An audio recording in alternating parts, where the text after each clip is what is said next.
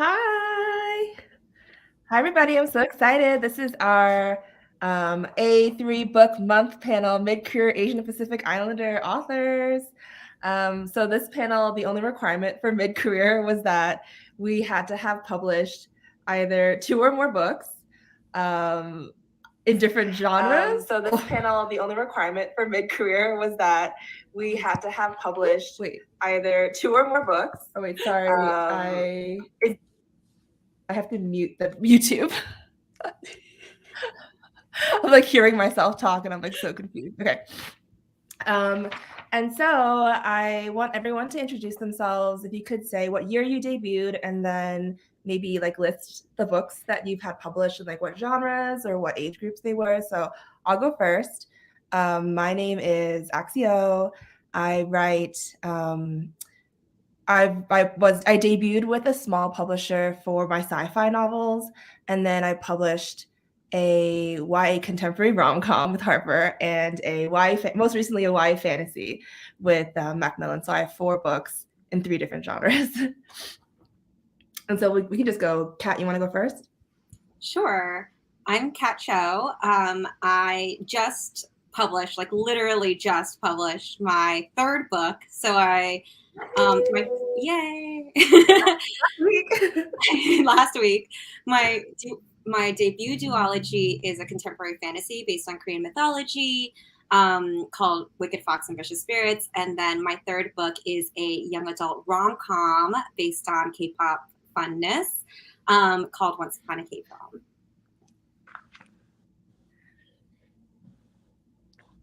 Yes, Makiia.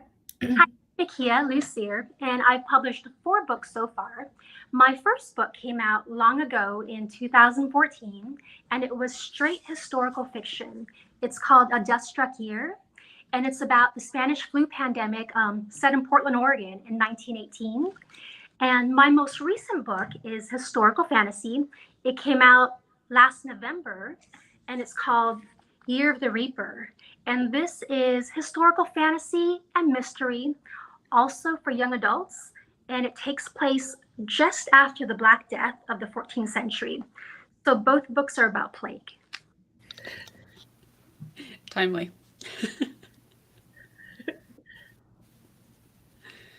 Am I next? Yeah. I'll go next. Okay.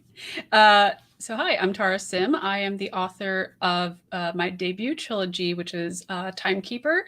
It came out in 2016, unfortunately on Election Day. Interesting day. So those are my 3 like debut books, and then and that's young adult historical fantasy. And then I came out with the Scavenge the Stars duology, and which is also young adult fantasy. And most recently, I came out with my adult epic fantasy debut, The City of Dusk. So I have about 6 books out right now, which I guess is pretty mid-career feeling. And yeah.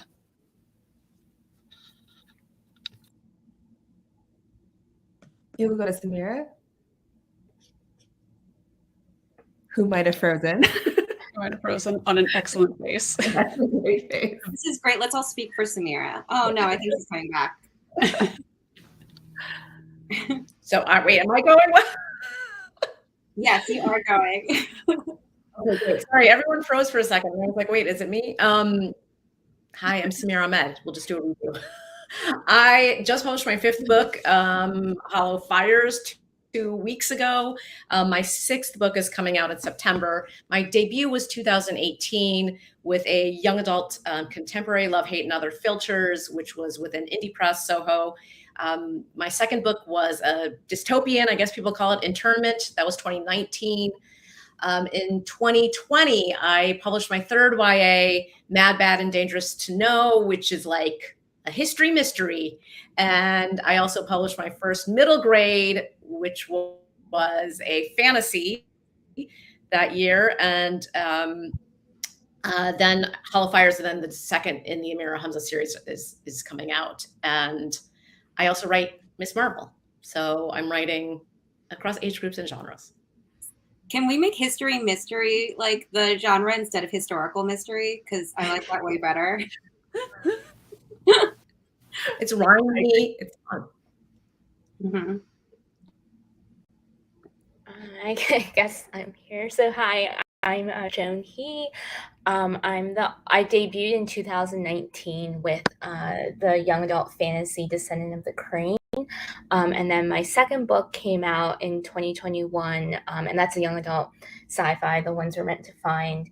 My third book is forthcoming this fall, so I'm hoping that I'm not quite mid-career yet, so hopefully I have more than 6 books, but we'll see. Yay! If anyone has any questions throughout this entire chat, you can just leave them in the comments. Okay, so my next question is, so we're just gonna skip past our debut book deals. That's old news. I want to know how you got that second book deal. Like, if you guys can just talk about a little bit about it, whether it was, whether your first book series or book was a standalone or a series. Yeah, Kat? Oh, okay. Well, this one, then it can be a free for all. Oh, so only I have the responsibility of answering on cue. Okay. Well, okay. So I'm actually not going to talk about my second book deal because my debut was a 2-book deal. And so, which, like, if anyone who's watching and wants to, like, know the lingo, it's exactly what it sounds like. My publisher decided to buy 2 books at once.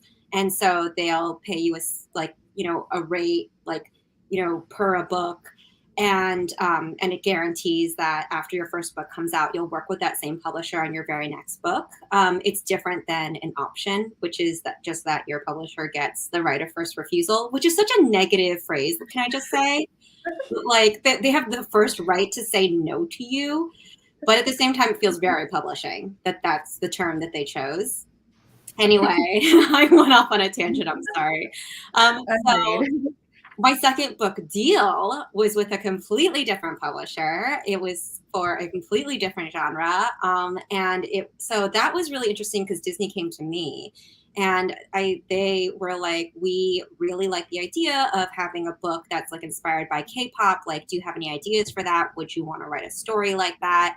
And I had coincidentally been playing around with ideas of, like, if I wrote a K-pop book, like, what would it look like? And for me, like, I have such respect for the people who talked about, like, the competition of K-pop, like Lila Lee's I'll Be the One, or Stephen Lee's K-pop Confidential. Like, those are really great books that talk about, like, the hardships of competing to be a K-pop idol. And I didn't want to write about that. I wanted to write about romance. So I did a rom-com, and I wrote up a proposal, which is pretty much like you write out the whole synopsis and maybe like the first 50 or so pages, like just depending on the age category.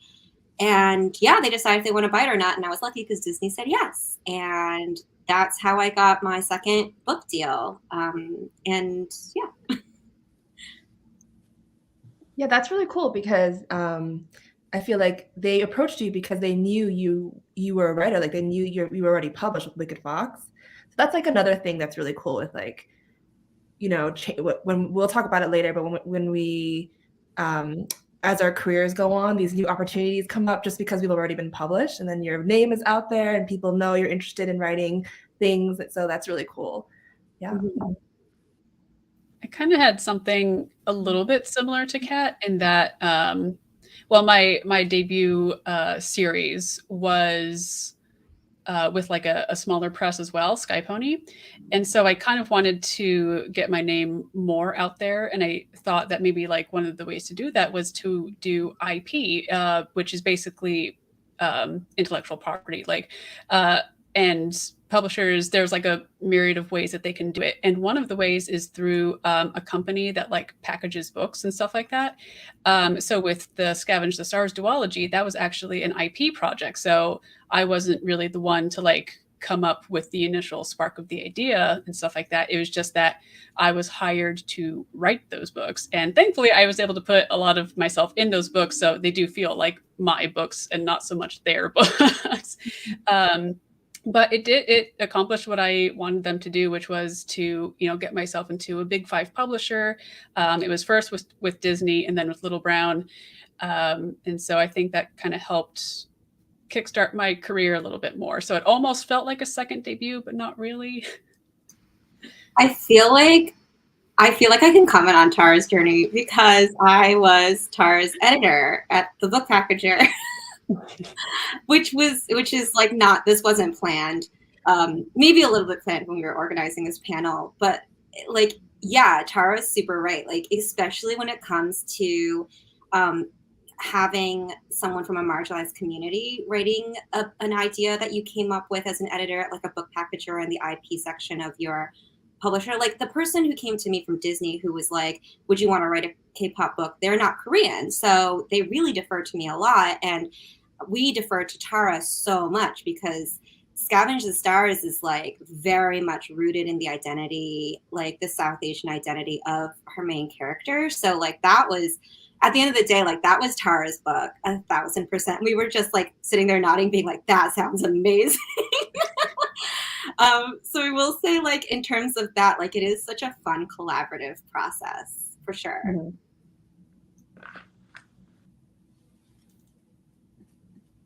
I'll jump in. I actually also had a slightly different avenue, I guess, to my second and third books.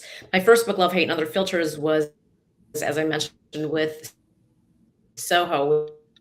Also published Adam Silvera's first book, so they are indie but have excellent taste. But my second book, Internment, was actually published with Little Brown. And then my third book, Mad, Bad, and Dangerous to Know, was published with Soho. So how did that weird thing happen? Because that my fourth book was, my fourth YA, Hall of Fires, is with Little subsequent books, I guess. But Internment, Soho has a sort of a specialty in wanting books that have like an element of mystery to them. And Internment wasn't really the right book for them. So I happened to be writing Internment at the time that I was querying for Love, Hate, and Other Filters to find an agent. So Internment was done. And then I started the third book, which was Mad, Bad, and Dangerous to Know. So I already had like 50 or 60 pages of that. So we actually went on sub with 2 different books. And Mad, Bad, and Dangerous to Know was the option book for Soho. And then Internment went on wide sub. And then as it so happens, I got the call from my agent that an editor at Little Brown, Case and Calendar at that time, and then the editor at Soho wanted to buy each of the books that had been sent. And I got those offers on the same day. So I got 2 agent calls on that same day. So like in the morning, I got a call and it was like, oh, Little Brown is making an offer on Internment. And then like a few hours later, my agent called again and was like, okay, this is weird, but you got another deal today. Soho is offering on Mad, Bad, and Dangerous to Know. So that was an interesting, cool thing. I think it's probably a bit unusual. And so one of the things that we had to do then was in the contract for Little Brown, which was then going to have an option, we had to make Bad and Dangerous to Know as an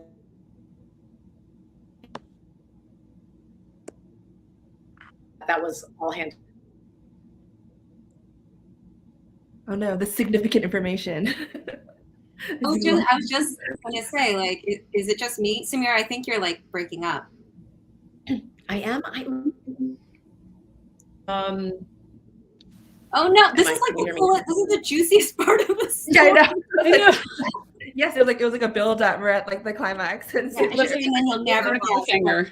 Little Brown said. Wait, can you hear me now? Yes. Okay, I'm so sorry. No, it's okay. Go back to the contract, like how you had to write out the contracts now. Yeah. Okay, so I got both. I got both offers on the same day, and that meant we were doing 2 contracts. Did I freeze again? No, you're good. Oh, okay, because Kat's eyes just got really big, and she looked like Samira. Because I love this story. So we had these 2 book deals, and then for the contracts for Soho, I was not going to have an option because essentially that was my option, and I asked for not a second option. So Mad, Bad, and Dangerous to Know was the only book they were going to get. But for internment, because they were asking for an option, and Mad, Bad was actually, I guess, technically the second deal I got that day, we needed to carve out an exception to the option in the contract. That's so cool. Yeah. Oh. So the language is something, I mean, a version of, Little Brown will have the option, or as run the next YA book, except for Mad, Bad, and Dangerous to Know. Oh, Is okay. Okay. the book, is like the title for Mad, Bad, and Dangerous to Know in your contract with Little Brown? Yeah. Oh. Yeah. Okay. That's interesting. I've never heard So of then we that. have to figure out which one is first, coming out when. Yeah. I mean, it's a cool problem to have. Yeah. Yeah. I hope you celebrated the day of the double deal. I know. Or did you just like go to bed immediately? You're like exhausted. Either option is legit. In the library when I got the second call. That's interesting. I can What go. about you guys? Yeah. I can go. So actually, mine is a little different. There was a 4-year gap, my first book and my second. And my first, A Death Struck Year, came out in 2014, straight historical fiction. It was in Spanish. And I researched the side of this book like I was writing. I mean, I had a separate document for my copy editor because I knew they were going to ask, because it was historical fiction, the facts had to be correct. But for my second, historical fiction has always been my first love. I love history. But I also wanted the freedom to throw in sea monsters if I wanted to. I wanted the freedom to throw in ghosts if I wanted to. I wanted the freedom to go a little bit crazy. So between my first book and my second book, I switched from historical fiction to fantasy. And it took me a ton of research and just getting that idea on paper. It took 2 years and 9 drafts and just thousands and thousands of words. So yeah, it ended up being a first 4 years between this book and Isle of Blood and Stone, which came out in 2018. And both stories are just really research heavy because Isle was based on medieval map makers. And I wanted the story around medieval map making, the artistry, the medieval travel, the medieval clothes, the medieval everything. I wanted that to be based on fact. So there was just a ton of time in the library. It just took a lot of time. So. Yeah, I have a question for you, Makiia. It's the same publisher though, right? But Death Struck Year and Isle? It was Houghton Mifflin Harcourt. It was just a standalone. They just wanted one book. And my editor there, so my one advocate, moved to Israel. She went away. And so I was starting from scratch. So with Isle, we went and shopped the book around, and it went to a bunch of people. And it just happened coincidentally to be by a different editor from Houghton Mifflin Harcourt. So, and what's so weird, you guys, is because I'm working on my 5th book right now. And I've had 5 books with Houghton Mifflin Harcourt, and I've had 5 different editors. So that was trying to get used to that, that move around a lot, and you just have to learn to work with different styles of editing with a person who might not necessarily have purchased your story. So it's been kind of a juggling act. It's been kind of strange. Wow, that's amazing. Yeah, I was gonna say, like, one of my biggest fears is actually like losing my editor, which actually happened with my debut, but by then, like, most of the editing had already been done. So I guess like I'm kind of similar to Tara in that I started out, like, my debut was with a smaller pub, and we didn't have an option book I believe, in the contract, but like my agent wanted to give them like the first look to like the second one, with the understanding though that it was like my career goal to try to build out of that publisher, mostly at the time because I just wanted greater distribution. Like I was looking at like how well were they getting stocked at places like Barnes and Noble, etc. And like that mattered a lot to me because I was like, you know, like if I'm going to traditional publishing, like that's one of the biggest perks. And so it really was for the second book, like a big goal was to try to get to, at the time, a big 5, which now big 4, whatever. But yeah, so when before my debut came out, I was on sub for my second book. And as to why we picked going to sci-fi instead of fantasy, it was mostly because my debut had a hard time selling. It was on sub for like, I mean, now when I say it was on sub for a year, that doesn't sound too bad, but like at the time, it was on sub for a year. I'd rewritten it and it only got 1 offer in the end. So we really tried to like go out with something different. And so my second book, The Ones We're Meant to Find, went out on wide submission, and then it sold before Descendant came out. So it sold to Macmillan. And I don't even remember what the question is now. I'm like, is that it basically? Yeah, I mean, it was just like, what was like, how did your second book deal happen? Okay. So you answered. Okay, cool. Yeah, I mean, I feel like we're organically going to go through a lot of the questions I have just talking, because I guess my next question was, for those of us who changed medium, like age category or genre, was there a reason why you, or not changed, but why you tried or why you published in the different genre, different age category? Like I think Makiia, you kind of talked about already a little bit. Like you kind of mentioned with K-Prom, it was kind of Disney came to you and then it sort of like threw a wrench into your like fantasy plans. So does anyone have any, like, is there a reason why you changed, or not changed, but why you tried? Like Samira, you have done middle grade, and then Tara, you've done adult now. So was it like you always wanted to do those genres as well, or those age groups? Samira.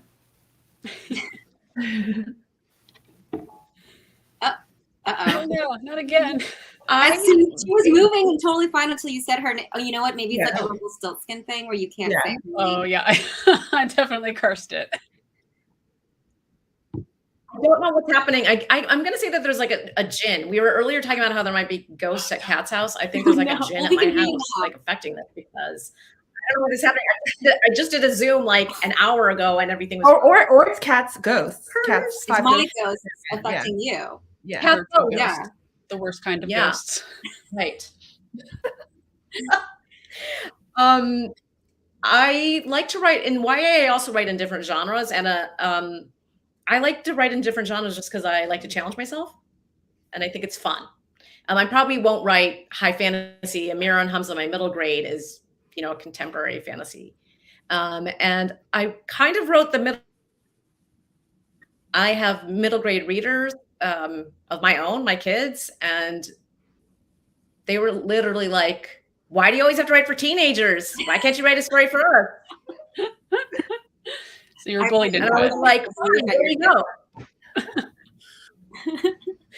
So, but we tell stories a lot walking to school, just kind of like, make up stories. And then I would start a story and it was always about 2 kids on an adventure and saving the world or saving something from happening in time. And then I would let them add pieces or parts to it too. And so one of them would add like, and then there's a green monkey who loves amethyst bananas. And I was like, okay.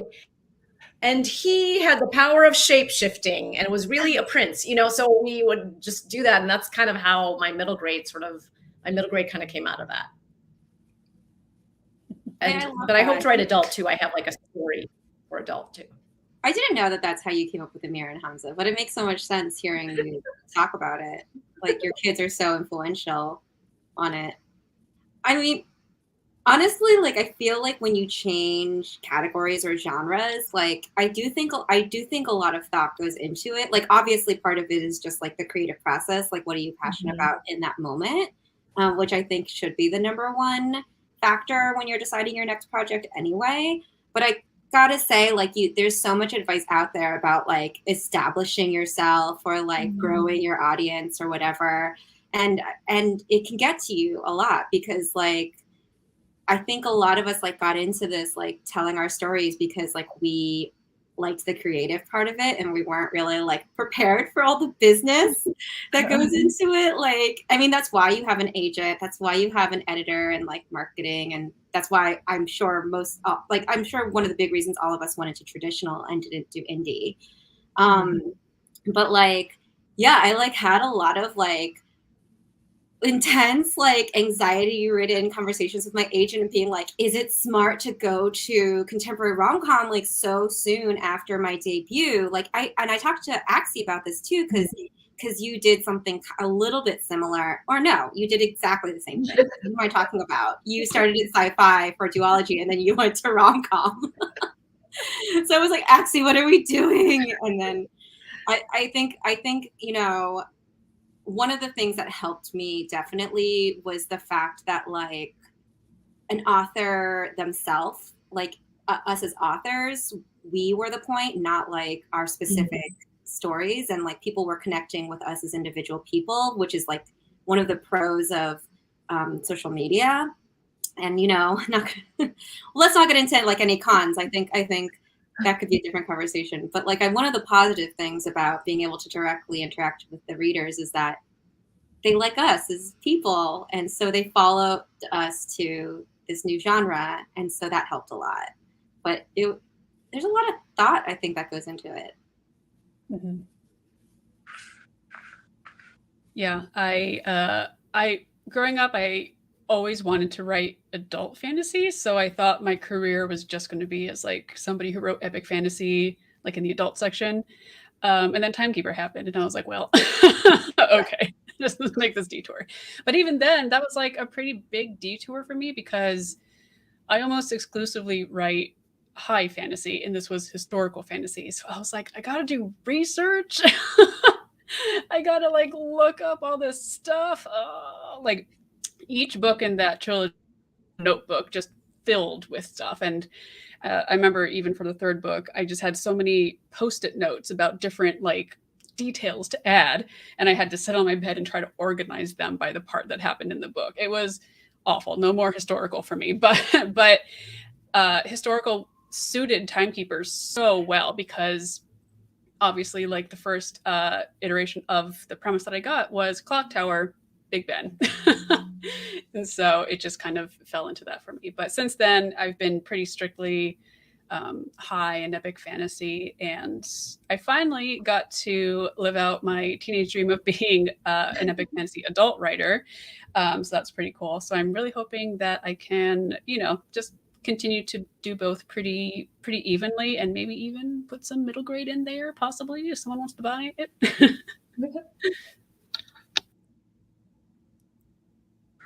Yeah, Tara, what you were saying reminded me of how I was first published with so I wrote like when I first started writing, I wanted to publish in fantasy. That was my dream. I loved fantasy. And then I wrote my second book just happened to be dystopia sci-fi, and that was the one that was picked up. That was my debut. So it was like interesting, because I was like, I kind of had to make my way back to fantasy with my fourth book. And I think a lot of us, that's sort of like how a lot of our careers are. It's you know, what we think is going to happen isn't necessarily what happens. You know, opportunities arise. Like Kat mentioned, like Disney coming to her. Same thing would happen with XOX for me. Harper came to me, asked me to write a K-pop book. And so again, like Tara, like Joan, I was at an indie press. So I had, you know, Rebel Soul didn't get as much. It was not carried in like Barnes & Noble, you know, Books A Million, whatever, all of the big chains.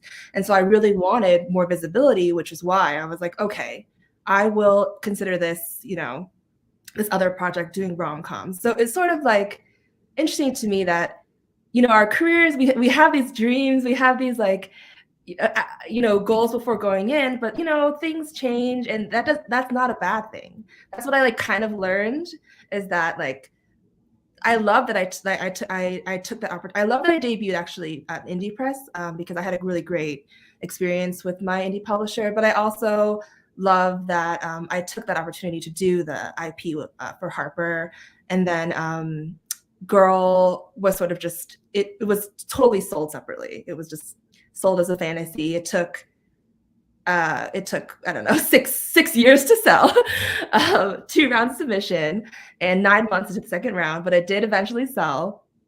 But I'm just saying, like, I think it's so cool that we all have these different sort of like circuitous routes. So my next question is, what did you think that your initial idea of what your career would be, was that what happened, or did like things change when you were first debuted and the way your career is going now?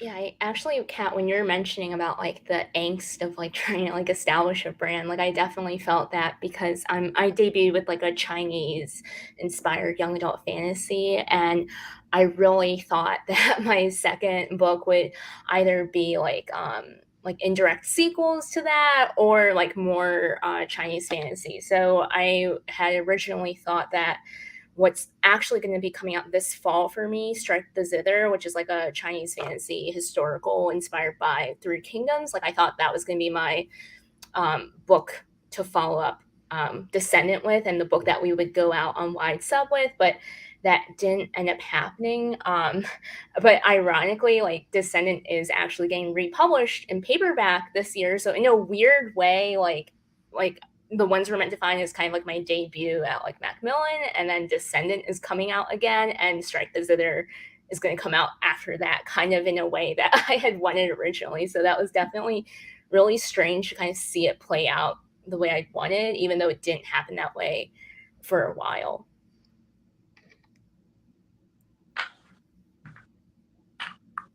Yeah, I was going to call on you. Like, I want to hear what your story is. When I first started out, I had goals. I had specific goals. I wanted an agent, I wanted a publisher, and I wanted a multi-book contract. I wanted all these things quite desperately.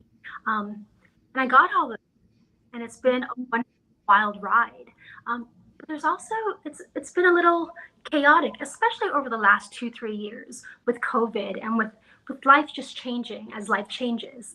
And I'm thinking it would be so nice to go back to the beginning, or almost the beginning, where I wasn't under contract, where I could just vanish for a year or so, just disappear and write a story without a deadline, to just go back to sitting in my old blue chair and just staring off into for however long I did, and just bring story onto paper. And no one would check on me. I would find so many. So this is what I'm thinking about. Just maybe just taking a step back a little bit and maybe trying adult fiction. We'll see. Who knows? So what your plan is right now is to kind of like take a little break and think about like where your passion lies again? That plan isn't now because I'm still under contract. Okay. that was if she could time travel. That was her dream plan. Okay. All right. I got it now. So this book is due in 2 weeks. Oh my gosh. All of us were like, oh. After that, can you imagine? Just be so nice. I mean, I do know people who've done that. Or I remember that I went to this panel that Melinda Lowe was on right after A Line in the Dark came out, and she hadn't announced another book yet. And so everyone was like, what's coming next for you? And she was like, to be completely honest, I don't know. And there's nothing planned. And I think that's okay. And I don't think I have to publish a book every year. And I need to just write a book that I like in the amount of time it takes me to write a book. And I was like, I don't think I either hadn't sold a book yet or had just sold my debut. And I was like, not doing a book a year, that's impossible. I remember like being stressed out for some reason at hearing Melinda Lowe be like so chill with like going at her own pace. And now looking back, I was like, I wish I had taken her words more to heart, because like, first of all, the next book she wrote was Last Night at the Telegraph Club. And like that's like a book of her heart, right? And what an amazing story that is, that she took her time with it. And second of all, like I'm sure like a lot of the anxiety and stress that I live with right now wouldn't exist if I didn't put all that pressure on myself. I think there's a lot of pressure, especially in Kidlit, to publish every year, but that's not how it is in that's not how it is in adult in the same way. And I think also though, because our audience can age up very rapidly, especially if you're writing middle grade, if you take 3 years between books, well, they're young adult readers and they're not likely to read the middle grade. But I do think you have to take your time if you want to, and if you can afford to do it, because for some authors, that this is their only source of income, so they can't necessarily take all that time that they want. But like in 2023, I'm not going to have a novel out. I'm co-editing a anthology with Sona Cheraputra. So that's going to be coming out. But I'm not going to have a novel. I decided like a number of months ago that I wasn't even going to try, because in the last 2 years, I've written 3 books and 5 Miss Marvels. And that's like a lot. So I was like, yeah, I can take slightly more time now.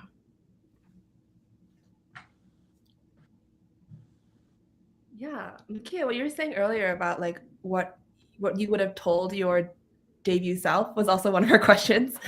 Do you have advice that you would now, knowing in hindsight, not necessarily give your debut self, but maybe give to other debuts that you didn't know when you were a debut? Like, I have the same agent I've had since the beginning, Susie Townsend from New Leaf Literary, and she is just fantastic. And she's given me the same advice. Every time I call her hysterical, she's always just giving me advice for the last 8 years. And it's to focus on the things you can control, which is you can't control the marketing, you can't control your readers, you can't control all the outside things, but you can control the quality of the story you're trying to tell. So that's the one thing. If you focus on trying to tell the very best story possible and try to block out all the noise, it's the one thing you can do. And it's just you'll get sick. You'll be stressed out if you try and start thinking about everything else, because there's just so much. There's just so much. So the story I can control, and it always comes back to the story. And looking at these 4 books I've written so far, I love these stories. 8 years later, 6 years later, 4 years later, I'm still proud of these stories because I took the time to tell them the way I wanted to tell them. So yeah, she's awesome. She just, gave the great advice to focus on the story.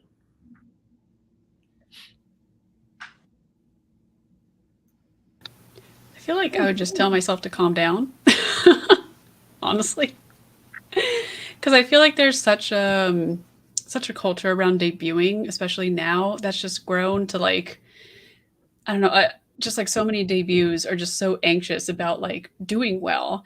And it's like, this is your first book, hopefully the first in many. Like, this isn't your make it or break it moment. Like, obviously we all want our first books to do well. But some of us start out with small publishers who don't get great distribution and stuff, and who won't, hit the list or anything like that, and who don't get very big advances. And like the main thing is longevity. It's like, like what Makiia was saying, like you want to put forth the best story possible and then continue to do that. So you just continue to like grow out your career. And so that people aren't just looking at your debut or, heaven forbid, looking at your debut and saying, oh, it was so good, but all their other books were really bad. Like, you just pace yourself out and, take as much time as you can, provided with deadlines, and, focus maybe a little bit less on marketing and just more on what you can control. And then just calm down. I would tell myself to work the most on not comparing myself to other people in the industry.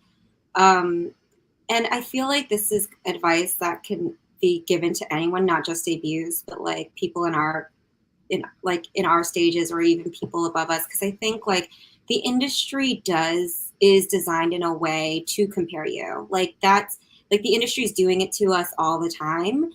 They're like, this is the next so-and-so. This is like, if you liked such and such book, you'll love this book. So like comparison is sewn into the very fiber of publishing as an industry. So I don't think we don't have to do it to ourselves. And I think like the problem that I often see with authors doing it to ourselves is that we blur the lines between, or we often mistake comparison to competition.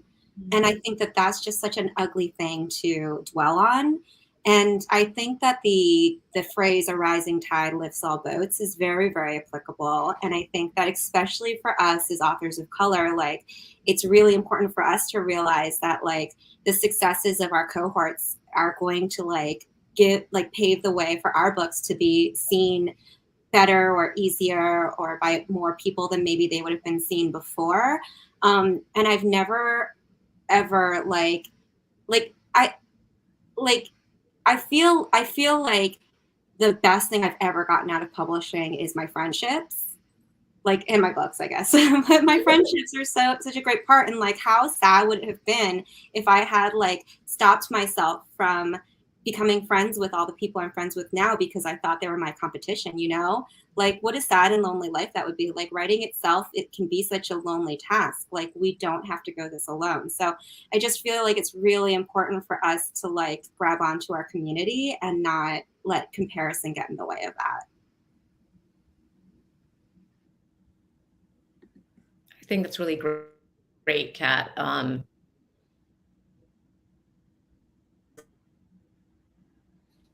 Publishing.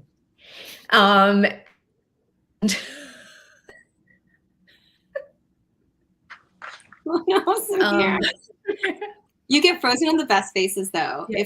If you yeah, you're really good. You have really good freeze face. Freeze face.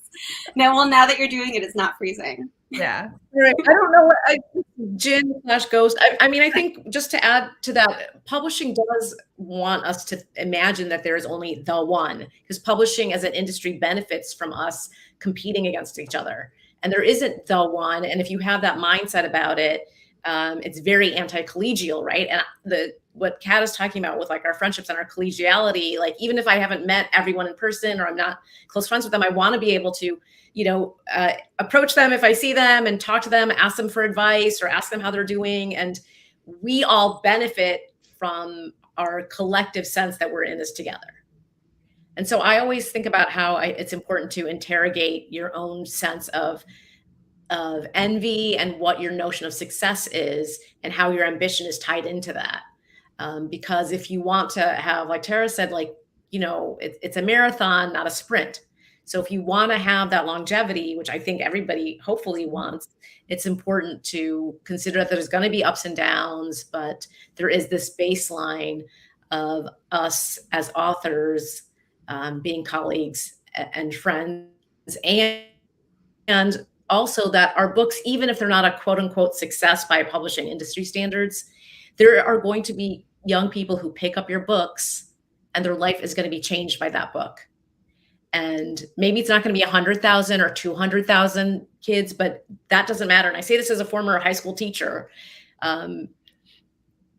I guarantee you, for all of your books, you will have changed somebody's life when they pick it up to read it. And my gosh, how is that privilege? Yes. Sorry. We can hear you, but your frame is frozen and it's amazing.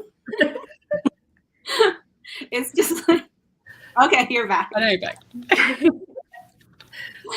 Oh my gosh. Joan, did you have advice to give? Like, I mean, I guess like same as like Tara, like I definitely could have used a lot more chill back when I was debuting, but like at the same time, I feel like I don't regret it because like even though you are more than one book, I kind of always like I wasn't even sure if I was going to get a second book deal, and I feel like unfortunately longevity, which is the thing that I feel like we all are striving for, it does become harder. I feel like with every book because like you start racking up things like sales track, etc.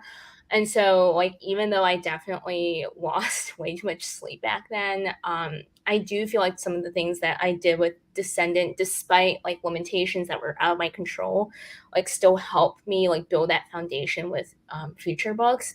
And to also like add to the whole like no one is really your competition thing, like publishing is an industry that's super based on precedent. Like when you try to sell a book, they pull up things like profit and loss sheets where they try to figure out like how well your book is going to do, like based on books similar to it. And I know for a fact that Strike the Zither, which is the book that my agent and I decided probably wasn't going to be my second book and why we didn't go out on wide sub with it. Like, I think the reason why the timing for it ended up being right was because by the time we did go on sub with it again, like so many other books before, like These Violent Delights and Iron Widow had performed so well, and it gave it a better chance in that sense. So I do think like every success from within the community, it does like tangibly affect the conversations that happen during acquisitions meetings and determine like if you're going to sell your book, how much you're going to sell your book for, how much marketing you're going to get, all that stuff.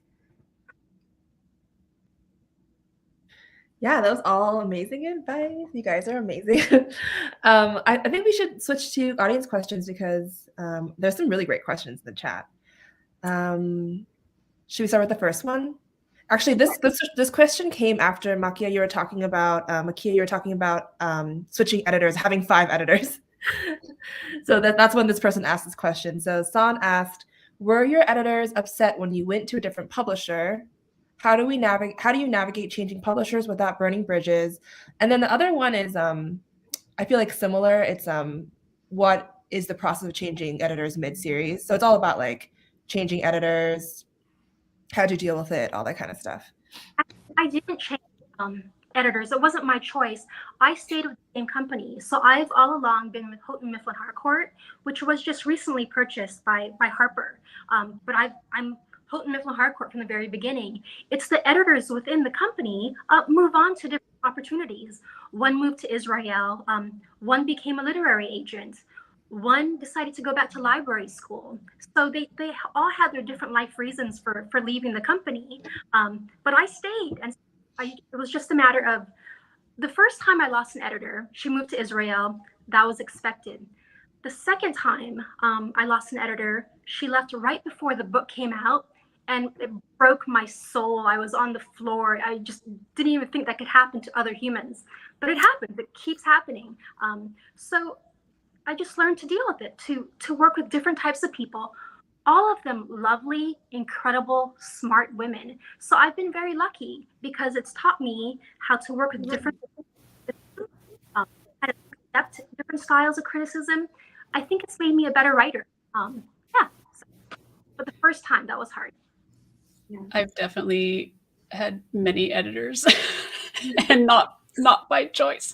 For my first series, Timekeeper, they laid off a bunch of people, including my editor, right at the end of my series. So I actually had to hire my editor to edit the last book in the trilogy because the other editor, who was now in charge of all the books, had not read any of my books and did not know what was going on. So I was like, I'm just gonna stick with the person who knows what's going on in these books and just hire her separately. And then obviously we had some editors, including Kat at the book packaging company with Scavenge. And then it sold to one editor at Disney who then left pretty early. Yeah. And then I went to another editor who was absolutely lovely, very insightful. And then a bunch of Disney titles went to Little Brown, where I got a new editor. And then she eventually left, and I had someone else after the book was published. And now I have 2 editors for the same book on my new YA that's coming out next year, and thankfully just the one for my adult.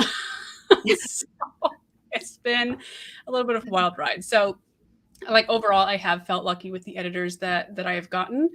Once in a while, there are some where like your styles don't really mesh. And, you know, when that happens, the most that you can do is just try to find a happy compromise. And if things get bad, include your agent in these things so that they can mediate.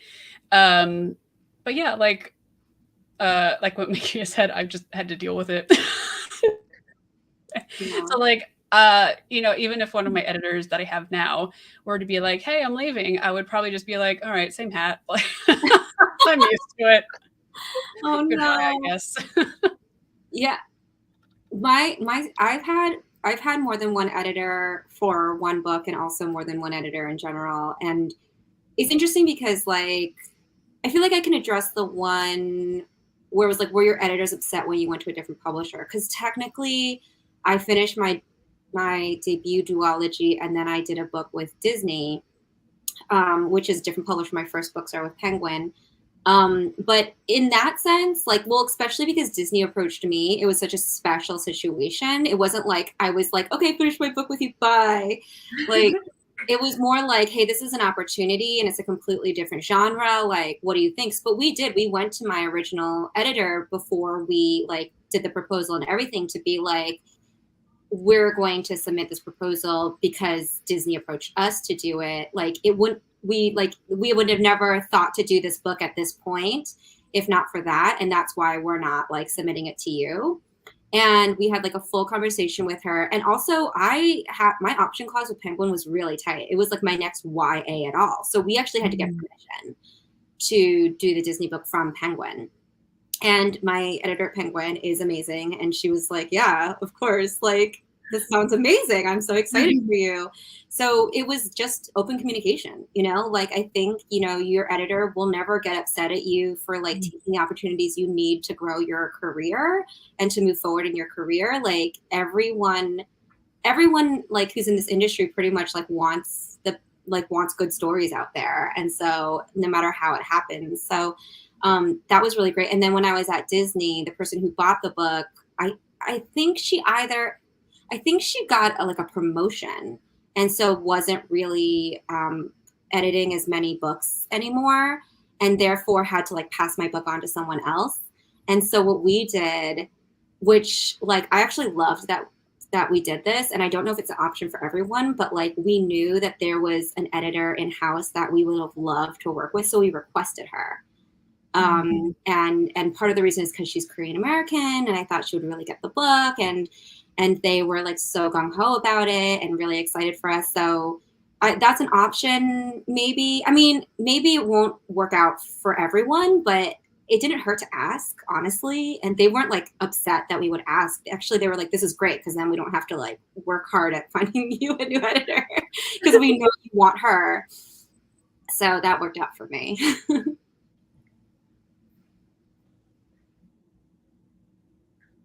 Yeah, I mean, I can answer this question too, because XOXO actually, we had 3 editors. We had the acquiring editor, and then they eventually left to another publishing house. And then we had the editor who I worked with for the book. Like she edited the entire book. And then not right before, but a couple months before it released, she went to grad school. And then my 3rd editor, who I love, but she actually never worked on the book with me, but she was my in-house person. So your editor, even though she didn't work on the book with me, she's my person in-house. So like, she's the one who forwards me any kind of, you know, if there's any sub-rights deals, because my book sold world. So they own all the sub-rights. So if there's any sub-rights deals, if there's any publicity, anything, like she's my contact. So yeah, so it was another thing where it was like, I had to adapt with these editors, and I went to a master's program at a university, Lesley, and it was all about like critiquing each other's work and working with different mentors. So I actually thrive on working with other people and trying to like impress them. Or like, you know, work with them, collaborate with them. I really like that. There are times when I've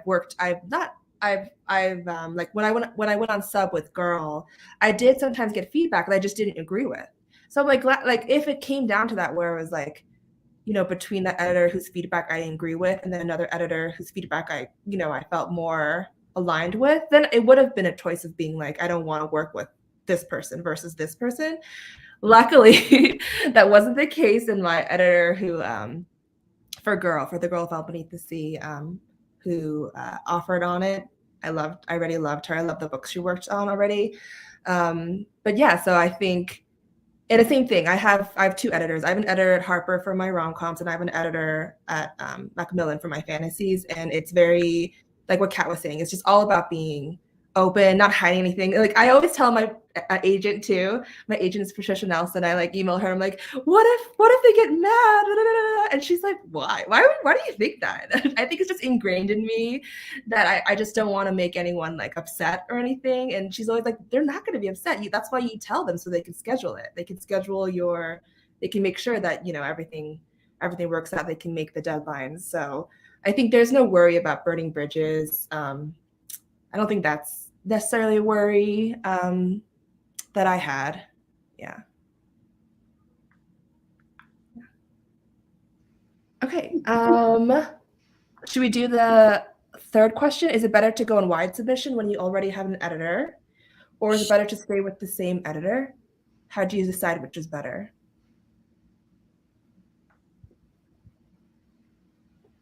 I feel like, Samira, you can answer this question.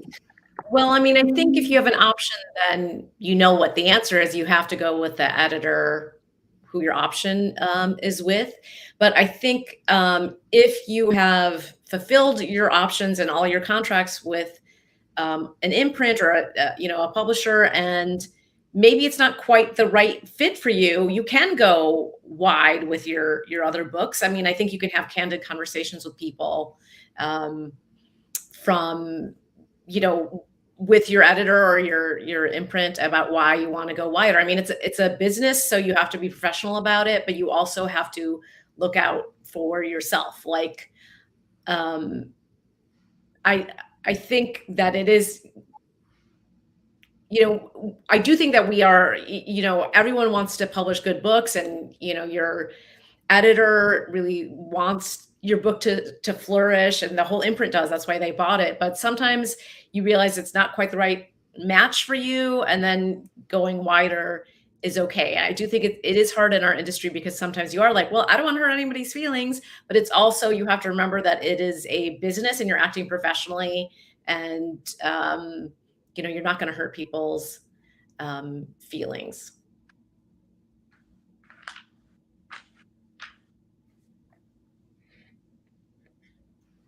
Yeah, I think we have time for one last question. Let's do Lindy's question. If you write a full-time as a career, how long did it take to reach the point where you could make writing a full-time focus? How did you decide when you'd reach that point? Do we all write full-time? Yeah. Oh, look at us. So fancy. I'm so proud of us. Well, I feel like the biggest thing is to just explain that this is not the norm. And a lot of people have a full-time job outside of writing because they need to, like they need health insurance, or they just don't get paid enough for their books. And that's really normal to have. So yeah, it does take a while, like to get to this point where you're like either financially stable enough, or you like are in a good life situation to write full time. While I do feel comfortable with my book finances, I still do freelance. And that's just for me, because I definitely just feel more stable if I have another source of income. And I think like there's so many opportunities for like freelance jobs within publishing and writing, because so much of it is contract work. Being a writer is being a contractor to begin with. So if that's something you want to do, then definitely like reach out to your networks, or like ask friends around you, or ask fellow writers to see if they have any leads on like some freelance jobs or freelance work that you can pick up, because that definitely does help. And yeah, so how did you decide you'd reach that point? I had enough in savings. I don't know. Maybe somebody else should answer this. Mine was a very unscientific reason. I mean, I was kind of forced into it because I got laid off my job in like 2018. And this was after I had sold the Scavenge duology, and I was already thinking I had already like desperately wanted to write full time, but it was just financially not tenable. And it wasn't even at this point either.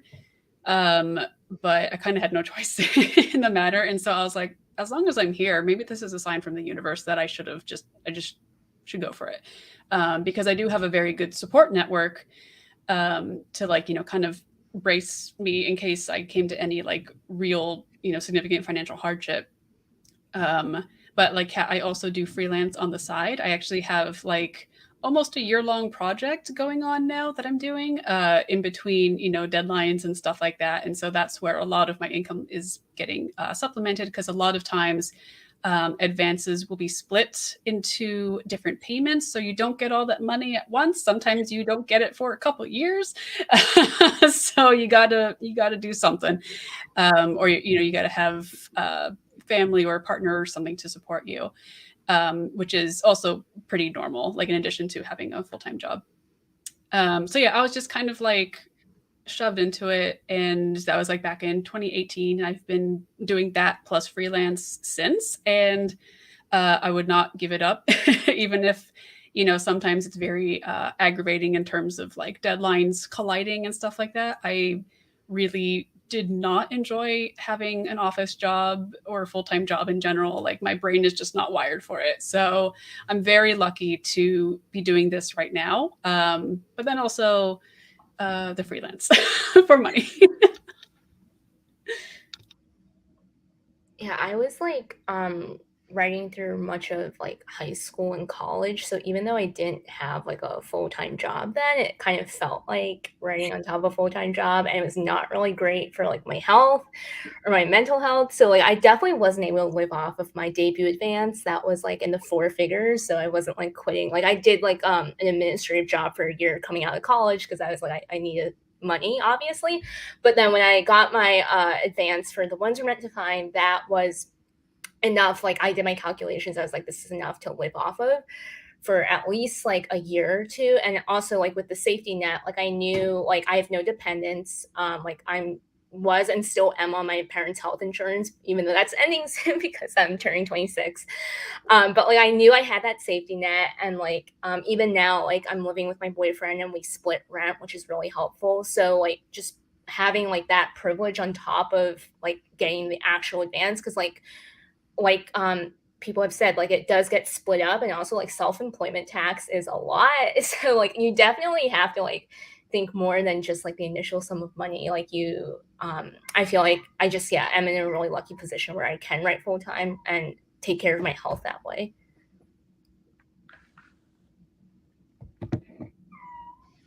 Does anyone, one of the things I think about now that I'm a full-time writer, and I was wondering if you guys felt this way, was that like creating a writing schedule for yourself feels so different when you're not like fitting it in around a full-time job. And in some ways it's harder, or at least for me it was, like, because before it was like, if I don't get this writing done between like 6 o'clock when I get home and like 11 o'clock when I go to bed, then it's not going to get done. So like it felt more urgent and more special almost. But now that I do it as a full-time job, I'm like, I can do it whenever. So like, one of the things that I definitely would suggest to someone who is looking to do a full-time career as a writer is to figure out how to create a working schedule for yourself. And for everyone, that's going to look different. Like I have ADHD, so I have to figure out how to schedule my day to fit those needs. But yeah, like don't just think like, oh, if I could write all day, that it's going to be a breeze, because it definitely isn't.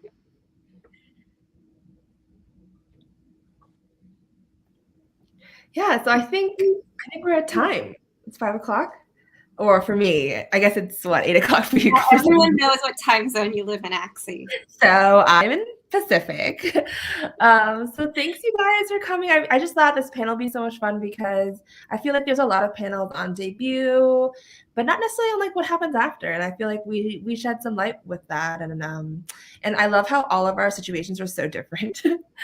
And I feel like we had a great talk, and thanks for everyone who came. And this is going to live live on the Asian Author Alliance channel, which is great. Yes, so people can come back and watch and you can get advice. Can we go around and say what's coming next for each of us? Okay, so I'll go first. My next book should be announced this week. So hopefully, depending on whether Publishers Weekly posts it or not, so either tomorrow or Thursday, and it's a YA fantasy. So excited about it starting this week, hopefully. What about you, Joan? My next book is also a young adult fantasy coming out this fall. It's called Strike the Zither, and it's the first of a duology. So I have on May 31st, I'm going to have an Infinity comic on Marvel.com. It's a Miss Marvel comic, but online. So that's kind of fun. Towards the end of June, I'm going to have my Miss Marvel trade. So it's going to be like a graphic novel with the 5 issues of Miss Marvel that I've written. And in September, my next book comes out, which is the second in my middle grade duology, Amira and Hamza, The Quest for the Ring of Power. Ooh, you're doing so much stuff. I'm actually not sure which book is coming out first, but next year I'll have 2 books, and one of them will be the sequel to The City of Dusk, and the other one will be my next YA fantasy, which is kind of like an Indian mythology take on Frankenstein. So, Love it. Please send an arc immediately. YA fantasy, and this book came about. It's too early to talk about the details. It's not quite on the publishing calendar yet. I'm on the second draft, which is eating away at my soul. But I'm thinking every May, I think, well, Asian Pacific American Heritage Month, but I was looking at all the Pacific Islander writers, and I'm like, where are their stories? There are so few of us out there. So I've been thinking about this story for years, and I thought, well, why do I just keep complaining? Why don't I do something about it? So this story is about home. It's a home, and it's fantasy, and it's Pacific Island, and it's kind of weird and messed up right now, but I'm hoping soon it'll make some sense. It's so amazing. Oh, I'm like getting emotional. I don't know why I'm getting teary-eyed. I love the way you talk about your books. It's very like visceral and emotional. And also, Makiia, I've read all your books, so I'm so excited. This is Axie's way of asking for an arc. Yeah. So, yeah. It's early, but you know who to come to. My next 2 announced projects are anthologies, which I'm actually really excited about. Like, writing short stories is hard, y'all. So, like, I'm actually really proud that I accomplished it at all. But the very next one is a paranormal romance anthology called Eternally Yours. It comes out this September, edited by the great Patrice Caldwell. And my story has vampires in it, which I'm super excited about because I'm like, yes, vampires, they're back. But yeah, definitely look out for that one. And then Grimoire of Grey Fates is a diverse traveling magic school where all the stories intersect because a professor is murdered, and every story is picking up clues about who murdered him. And then you find out all the twists in the end, like who really did it and why. So it's really fun.